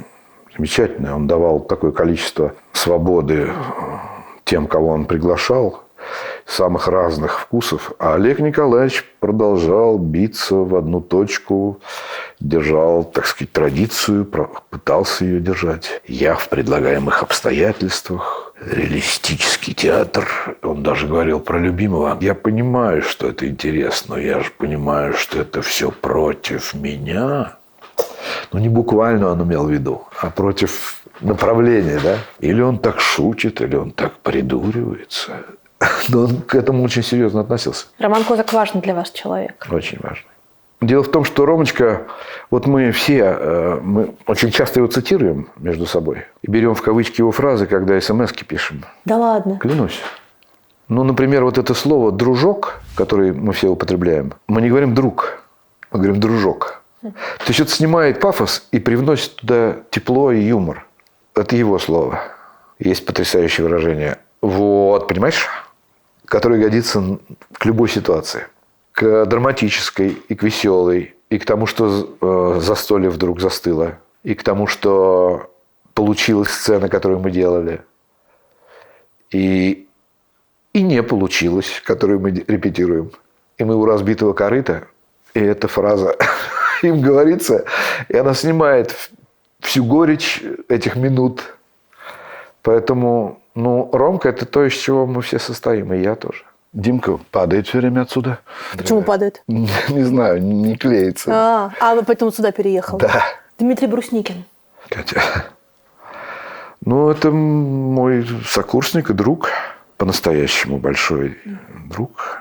Я помню такую штуку, когда я возвращался из какой-то поездки или со съемок, или из отпуска. Я всегда себе думал о том, что как я сейчас встречусь с Димкой и расскажу ему, что со мной происходило. Пожалуй, я даже не могу вспомнить, чтобы был еще такой вот человек, кто бы меня так слушал. Его видение театра, его представление о театре вас изменило? Он уже последние годы стал заниматься таким полудокументальным театром, да? И вы один из немногих артистов так называемой классической школы, которые это восприняли. Да, конечно. Просто в силу демократичности собственной души. Нет, мне это было любопытно, потому что это никак не противоречило тому, чему учили нас. Я же в свое время подхватил школу Гротовского немножко. И это только обогащает. Это было все на подступах какого-то большого-большого делания театра. У Дмитрия, я имею в виду. Вот должны были появиться какие-то спектакли, которые должны были соединить то, чему нас учили в реалистическом направлении, и то, чем занимался он со своими ребятами вербатим. И, в общем, уже наметки и куски большие, они уже были вот в этих студентах, в этих ребятах. И я-то как раз его студентов я воспринимал как своих, и как своих детей. Вот мне было интересно следить, как они меняются, и что они умеют, и чему они научились, и кто из них пошел в какую-то хорошую, правильную сторону, во внутреннюю, а кто просто воспользовался этой профессией, стал ремесленником. Тоже очень важно. Мне кажется, я буду рада, если вы со мной поспорите, что одна из важных характеристик российского театра 90-х, 2000-х годов, это то, что этот театр был призван развлекать. То есть человек должен был после тяжелых рабочих будней прийти вечером в театр и отдохнуть, не думать о том, что он видел сегодня днем. И поэтому российский театр в основном, в добрусникинскую эпоху, догременскую, представлял из себя некоторую сферу развлечений, не связанную с текущей повесткой. Это не был социальный театр. И сейчас он, в общем, возвращается к тому, чтобы не быть социальным театром и не быть злободневным. Сейчас он вынужден возвращаться в эту сферу, насколько я понимаю. То есть мы же тоже имели цензуру, да, в 80-е, еще в 70-е. И маленькая свободное окошечко, которое позволялось Юрию Петровичу Любимову и еще немногим в каких-то постановках, этого было недостаточно. Но там речь скорее шла о методе, а не о содержании. Не только. И когда оковы тяжкие спали, нам, конечно, захотелось что-то другое. Теперь мы уже могли ни к съезду не надо делать спектакли, ни к дате. Могли уже делать что-то другое. Ну вот мы пошли в то, чем мы никогда не занимались. Такой, как я говорю, спорт театральный. Это пьесы абсурда, которые несут в себе тоже глубину тематическую и так далее. А кто-то пошел в более легкий путь. Но никто не пошел в путь социального театра. Я не знаю ни одного спектакля. Может быть, я мало знаю. Например, о Чеченской войне, или о захвате заложников в Беслане или Нордосте, или о каких-то политических событиях, которые были текущие, вот здесь за окном происходили. Вот здесь за окном 93-й год, а в театре Фоменко, который там в нескольких 100 метрах оттуда, волки и овцы. Сейчас, мне кажется, вы адресуетесь к док-театру. Конечно. Это все-таки немножко такое направление, другое. Я это тоже предлагал делать, вот просто по материалам Анны Политковской, какие-то такие вещи. Могла бы же быть и пьеса. Могла быть. Но все равно этот социальный порыв, эта направленность такая документальная, имеет узкое направление, скажем так. Это не значит, что это альтернатива развлечению и так далее. Это совершенно отдельная такая вот песня. Вот есть спектакли про людей, про то, что в нас хорошо и плохо, про возможность научиться от персонажей, подключиться к каким-то персонажам и хотеть быть похожими на них. Есть что-то веселое и легкое, и ничего в этом плохого нету. Кроме того, что это самый сложный жанр, и мало у кого получалось. И есть док-театр. Это все-таки немножко другое. Наверное, тоже такое могло и должно было быть. Но не произошло. Вообще так люди так устали жить за время советской власти, что им захотелось, мне кажется, просто пожить свободно. И вот кто что хотел, то и делал. Я не говорю, что это правильно или неправильно, так сложилось. С тем, с чем мы подошли внутренне к этому времени. Вот почему это. Я не говорю про развлекаловку телевизионную, это другая совершенно история. Это понятно. Она сейчас у многих смешивается с тем, что так развлекательно и существовал театр. Совсем нет. Были глубокие спектакли. Да, там условный современник ставил крутой маршрут, потому что стало можно, но при этом не видел, что происходит за его порогом. Да, Олег Николаевич ставил Солженицына. Но это все равно уже было обращено в прошлое. Потому что нам надо было этому прошлому ответить. Мы ему не могли ответить все прежние годы. Во всяком случае, вот это поколение. И Галина Борисовна, и Олег Николаевич. Я купил на барахолке здесь стул. Стал его чистить и обнаружил. Даниил Хармс? Да. А это римские. 1942, 2 февраля. Это официальная дата его смерти. Но постепенно я стал находить по углам вот эту вот библиотека сумасшедшего Хармса. Она как бы еще... Хармс не умер. Его вывезла испанка, которую привлекали для экспертизы, он сумасшедший или косит. Она приехала, она была с образованием очень редким. Психоаналитик или психолог, не знаю точно. Мне это предстоит все узнать. Пока я знаю только одно, что она вывезла Хармса вот из этой тюремной больницы при Крестах просто за пайку, грубо говоря, потому что уже Ленинград был в кольце, он был уже в замутненном сознании, он был полуживой, а она его просто вывезла как родственника через Ладогу сперва, а потом вокруг по Азиатским океанам. И он прожил долгую счастливую жизнь в Каталонии. Несчастливую. Это предстоит узнать. Вся Виланова пронизана подземными ходами, между прочим. Она находилась под Францией около 2 веков. Вот это 185 туда, 80 туда и 60 вверх. Вот он там жил. Он спускался по лесенке и залезал, и там жил. Есть некие свидетельства, которые я пока не могу просто предъявить, потому что еще не время, еще я не знаю точно. Потому что вот дочь этой женщины, мне предстоит найти записки ее, где она описывает точно Хармса, надо найти доказательства. Вот Ленин, пожалуйста. Где? Ой, да, сколько комсомольских значков.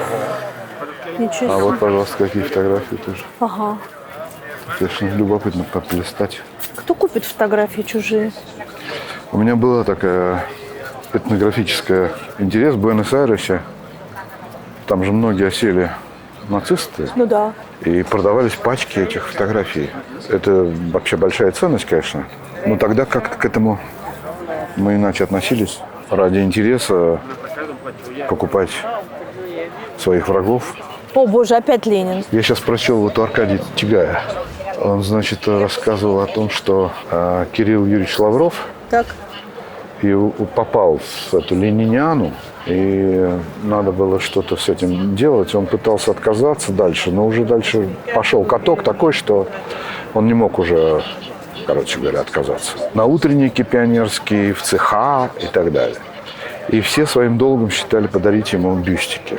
И раз в 2 месяца, поздно вечером, человек с собачкой выходил с мешком, надвинув кепку и подняв воротник. Оглядываясь на набережной, он подходил к парапету и высыпал мешок бюстов. Он говорит, я представляю, говорит, вот если наши потомки потом говорят, что это такое, почему вот здесь на дне лежит гора вот этого персонажа. Класс, гениальная история, да, отличная. Он говорит, мне кажется, я единственный, который может указать это место из живых свидетелей. Смотрите, это письмо, написанное в Париже в 1923 году в сентябре. Je suis venu à Paris. То есть кто-то приехал в Париж и кому-то другому пишет открытку, как ему... Как ему там хорошо. 1923 год. То есть кончилась одна война, еще не началась вторая. Да, это как заглядывать в чужие окна.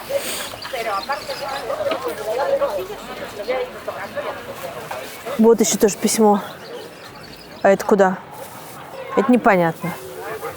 Ну, здесь же очень Мадам сильное Пьер какая-то. в Каталонии французское влияние. Этот флаг, собственно. Каталонский. Да, знаете, что он означает? У какого-то князя французского был желтый флаг, и наш каталонский князь, победив его, опустил свою руку в его кровь, рану и провел по его флагу. Вот 5 полос. Какие кровожадные эти каталонцы. Бабушка моя. Где бабушка? Вот это? Нет, вот это мои родственники Ивановской области. От Шуи. Оттуда у меня все. У меня родители жили последние годы вот под Шуей как раз, Ивановская вот область. Ну, такое настоящее крестьянское хозяйство. Какие-то куры, какие-то там собака, кошка. И мама угощает огурцами. Огурцы такие, 5 метров длиной. Я говорю, мам, ну почему ты, так сказать, экономишь? Я понимаю, что ты экономишь, ты хочешь использовать как можно больше. Она говорит, а ты попробуй, попробуй. Соленые огурцы. Ну, там какой-то самогон, то все. Отец что-то такое тоже делал. И я пробую эти огурцы. Это даже не закуска, даже не еда. Это какое-то волшебство. Я, значит, записываю этот рецепт. Приезжаю, покупаю самые хорошие огурцы. Все делаю по рецепту. Но не то совсем. Вода. Колодезная вода. Ваша тетя Вера. Важный человек в вашей жизни. Да, это моя любимая тетка, которая прожила очень трудную, тяжелую жизнь. А вот этот мой дядя, который погиб, пропал без вести. Дядя Валентин. Да, которого я никогда не знал. В детстве он прыгнул, они где-то там на маленькую, тетю Веру, прыгнул маленький мальчик, что-то повредило ей в ноге, она была всю жизнь хромая. Вот она была в результате одинокая женщина всю жизнь, но сумела как-то родить девочку, мою сестру двоюродную, прекрасную. Долго скрывала это от родителей, потому что не было мужа. Жили все впроголодь, очень трудно, 3 детей, и потом родилась еще внучка вот эта. Но любила его страстно. Вот этого человека, который ее соблазнил. Пришла однажды в магазин, увидела его в очереди, уже после всего долго. Увидела в очереди и упала в обморок. Так любила. Вот это да. Ну, вот эти красивые очень истории. Красивые, да. Ну, и при этом она вот была самым позитивным, бодрым, веселым, легким человеком. После 2-й рюмки тетя Вера сразу «Деревня моя», без всякого перехода. Никто не просил ее петь. «Деревенская дальняя». Деревянная дальняя. Меня дочь всегда поправляет. И пошло-поехало. И пошел песняк. Вот просто сразу. Что бы там ни было трудного, сложного, все хорошо. А вы не такой. Но я стараюсь быть таким, когда я прихожу в театр на репетицию. Это вот прям было... Видимо, у нее такое же было табу. Вот оставлять все и приходить с этим к родным, так же, как надо приходить в театр, да? Вот такое. Тетя Вера всю жизнь ездила там не за 5 копеек на автобусе, а за 3 копейки на трамвае. Экономила. Тянула одна дочь всю жизнь. И потом она стала глохнуть, и я ей подарил слуховой аппарат. И когда она вставила эти штуки себе, она так зарыдала, так заплакала, потому что она стала мир слышать лучше. Потом, правда, от него отказалась, потому что не могла технически справиться. Так что это... Ну, вообще, я такой родственный человек. Я поддерживаю, в общем, стараюсь поддерживать отношения со своими там, троюродными братьями, двоюродными. О, это соседи закрываются от солнца. Анхелес закрывается от солнца. А вы дружите с ними? Как вам сказать? Не могу сказать, что мы дружим, но мы в очень хороших отношениях, слава богу. И вы говорите по-испански? Нет. У меня нет проблем в магазине и в кафе. Но я, конечно, просрал 1-й год, который я здесь был. Когда у меня не было работы, особенно. И я пошел на курсы испанского и ходил 2 раза в неделю по 1,5 часа. И это оказалось ни о чем. А теперь нету времени. В общем, Теперь работа догнала вас. да. Марина Ивановна Цветаева. Да, это тоже какое-то место в моей жизни занимает. Я никогда не читал ее вслух и не буду читать, потому что, мне кажется, это прерогатива вот женского голоса все-таки. Мне было удивительно, что вы любите Цветаеву, потому что вы, видимо, тот редкий мужчина вслед за Бродским, который видит в ней за женщину еще и поэта. Да, но просто вот это ощущение того, что она, скажу сейчас алогизм, бесконечно не врет, это всегда я чувствую. Вот она стоит, она себя подводит к краю пропасти, стоит над ней, боясь или не боясь, и в этот момент пишет стихотворение. Вот у меня такое ощущение. А от кого вы впервые услышали ее стихи? Мне очень повезло с учителем русского языка и литературы как раз в тот момент, когда нас было надо формировать. Это 14-16 лет. Галина Григорьевна Самарченко, она параллельно с классной программой стала нам подсовывать или читать вслух Гумилева, Цветаеву, Платонова, Булгакова. Конец 60-х. Да. Можно было и сесть. Ну, насчет сесть не знаю, потому что все-таки что-то прорывалось, какие-то стихии прорывались там. Ну, вот эта знаменитая история, когда многих напечатали в тарусских страницах, знаете эту историю, да? И потом закрыли альманах тарусские страницы, где были напечатаны вот эти все загнанные поэты. И город лишили статуса города. Почему он так хорошо сохранился, Таруса? Потому что он стал поселком городского типа. Я снимался там в Тарусе и попросил экскурсию. Они сказали, а мы только группы водим. Но билеты стоили какие-то копейки. Я говорю, а можно я за всю группу заплачу? Сколько у вас групп? 5 человек. Ну, хорошо. Пришел экскурсовод и сказал, а кто группа? А где ваша группа? Я говорю, я группа сегодня. И это очень было здорово, потому что он сменил тональность экскурсовода на тональность собеседника.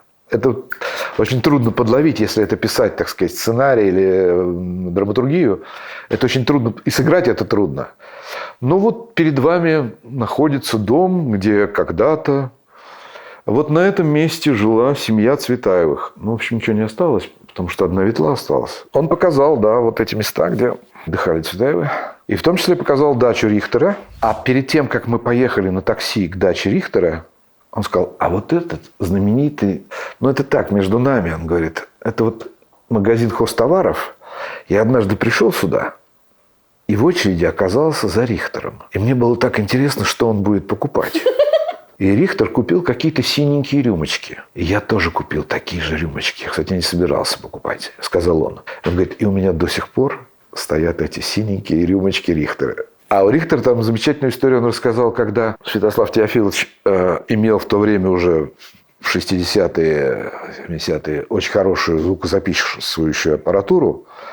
И он, когда репетировал новые программы, он ее записывал, а у него был знакомый бакинщик, и он просил его вывести его с этой аппаратуры, записывающей с магнитофоном, на середину моей любимой родной Оки и останавливался. Вот я вижу эту картинку. Сидит этот гений, пианист, и бакинщик дядя Петя, опустив весла в воду. И так баражирует лодка, и вот так в 4-5 утра звучит Рихтер. Ну, красота же. Вы говорите, что здесь красивые закаты? Как выяснилось, солнце всходит на востоке и заходит на западе. Это не совсем правильно. Так. Оно, конечно, всходит на востоке, но уходит не прямо противоположная часть, а вот куда-то туда еще. Ну, видимо, потому что еще Земля вертится, понятно. Поэтому вот закаты все туда. Розовые, изумительные закаты, вечерние, зимние. Ну, вообще, вот зима, друзья. Я наблюдаю людей. Я вижу, как они не спешат. Главное слово «маньяна». Маньяна? Да. Завтра. Завтра. Все завтра. Причем так, не резко, завтра. Поэтому очень трудно добиться чего-либо в каких-то мастерских. Так. Или записаться к врачу. Это все надо делать заранее и так далее. Но никогда ты не увидишь человека, который идет с собакой на поводке, чтобы он ее дергал. Ну, такого нету. А, то есть они не заставляют собак торопиться? Ну, не поддергивают. Я наблюдал такую картинку, как посреди тротуара стоит человек в очочках и читает газету. Я не мог понять, что случилось. А он был щенком на поводке, а щенок отдыхал. Он позволял ему просто отдохнуть. И, конечно, море дает вот это ощущение. С одной стороны, оно прижало нас.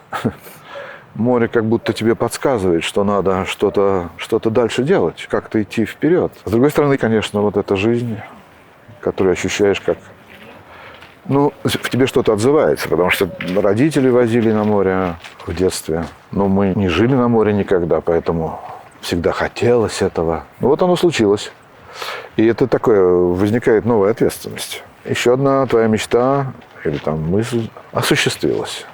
Ну и что дальше ты будешь делать, дружок? Поэтому внутренний лозунг, конечно, такой, он существует без всякого пафоса, но нам надо как-то постараться забыть всю злобу, всю обиду, всю ненависть, которую мы накопили за эти годы. И идти вперед какими-то шажочками. Вы голос аудиогида по музею ГУЛАГа. Было дело. Последние выставки. Ну, которые последняя. Ну, видимо, не знаю, да. Есть у вас ощущение, что, во-первых, история повторяется, а во-вторых, ничего нельзя поправить? История, да, гримасу нам показала.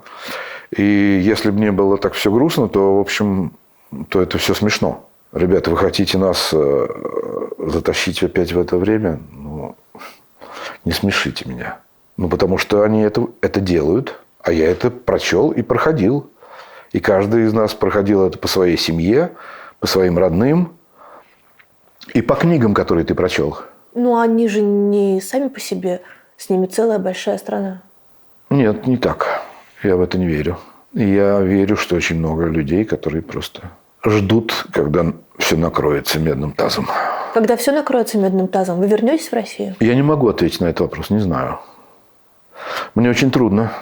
Ну, во-первых, я, как у нас говорят, давно уже с ярмарки, с горы, да? Потому что я, в своей профессии мне повезло, и я очень много имел счастливых минут, и счастливых партнеров и режиссеров. И мне уже возвращаться, так сказать, что, делать карьеру или что. И большое количество, конечно, моих коллег, которые иначе совершенно думают. И у меня нет никакой страшной злости по отношению к ним. Но и душевного тепла теперь не может быть, к сожалению.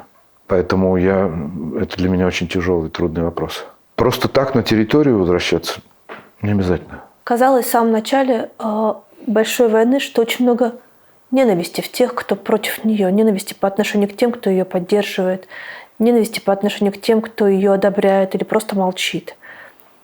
Сейчас, через 3 года, внутри вас какая самая важная эмоция? Дело в том, что вот это ощущение, не могу сказать, злобы или ненависти, но какого-то бурления, оно вот это 10 лет это происходит. Я пытался как-то научиться жить с этим чувством. И оно диктует тебе поступки на эмоциональном уровне тоже. Ты можешь крикнуть на своего ребенка, повысить голос на свою жену. И ты не можешь сказать, что это не я, это мое чувство по отношению к действительности. Тут тоже это все сливается. Это, к сожалению, ломает и развращает нас. Делает нас хуже попросту. Как мне кажется, что мы все, имея этот опыт, попытались научиться жить как-то иначе. Я не религиозный человек, но вообще-то собирался разговаривать с вами, Катя, именно об этом. Потому что мы все время возвращаемся к тому, что хорошо, что плохо. И к истинам, про которые мы знаем с детства. А они все оттуда. Из 10 заповедей, из того, что нам рассказывали хорошие учителя и добрые родители. Это все религиозное, религиозный воздух, можно сказать. Когда вы видите вокруг торжество зла, задаете вы себе вопрос, а где Бог? Конечно. Конечно. Как вы себе отвечаете? Себе я могу как угодно отвечать, но даже если кто-то считает, будучи в 21 веке, что физическая смерть – это ничто, а вечная жизнь – это прекрасно и нужно, мне кажется, это преступление. А вы считаете, что после смерти? Я не знаю, что после смерти. Я собираюсь встретить своих друзей. Вы верите в то, что вы своими глазами увидите, как война кончится? Я очень хочу в это верить. Конечно. Будет? Мы каждый день об этом думаем. Я надеюсь, что прекратятся смерти. А что будет, это мы не знаем. Прекратится гибель людей. Выберите, пожалуйста, милосердие или справедливость. Все вздыхают на этих вопросах. Нет. Милосердие, конечно. Свобода или стабильность? Свобода, да.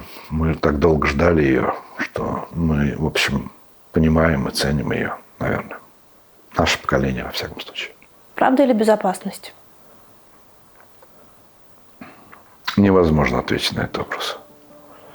Есть же такое правило, наверное, все знают об этом. Если попадает в плен израильский солдат, если ему грозит смерть, он имеет право выдать секреты. Родина или истина? Истина, конечно.